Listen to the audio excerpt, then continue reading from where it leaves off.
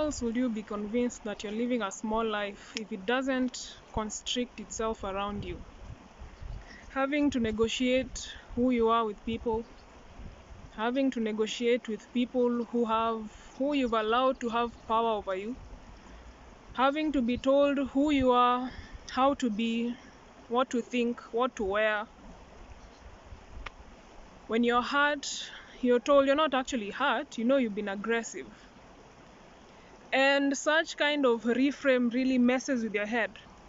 You're taken so far away from your center, you don't know who you are, you don't trust your feelings, you don't trust your thoughts, you've never been allowed the opportunity to practice being. So you second guess yourself, you second guess who you are, and you carry that performance in life. Being yourself is scary. Being yourself is scary, and you carry the performance, and anytime you're at a particular point where authenticity is required, you fall back on the performance and act as if you act in a manner that you're aware will please other people. It is a small life. You don't beg for your power, you take it. You don't beg to dress as you want. You wake up and you do it. You don't beg to be heard. If you're not heard, you exit the room. You find people who can hear you. Or you listen to yourself. Remember, you also have ears. You are also a participant in your life. So rather than falling back on, oh no, people don't listen to me, and people... Aren't you also a person? Can't you listen to yourself? Can't you act upon what you're actually interested in? You can, can't you? So you can't find comfort. Rather than comfort, what am I saying? If you find yourself consistently blaming people for what they're not able to do for you, remember that you're also a participant in your own life.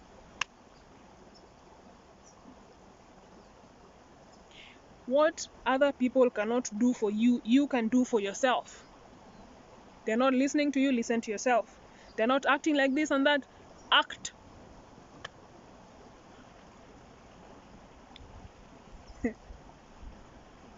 What people don't really realize is that is self-love. You acting upon your own interests is self-love. That is how you raise the bar. That is how you have standards. That is how you connect to your values. That is how you can tell when people are coming around you and they are trying to trick you that they embody certain qualities. You have had time to practice it. You know what it looks like.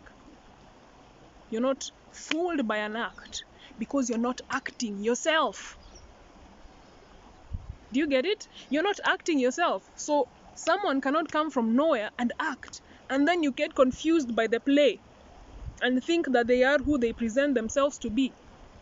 But people who rarely show themselves love, rarely act upon their own genuine interests, they get fooled by disingenuous people because they are not genuine themselves to themselves. That is your task. Act upon your own interests. Wait for no one. I'll see you again next time, friends. Bye, Ziz.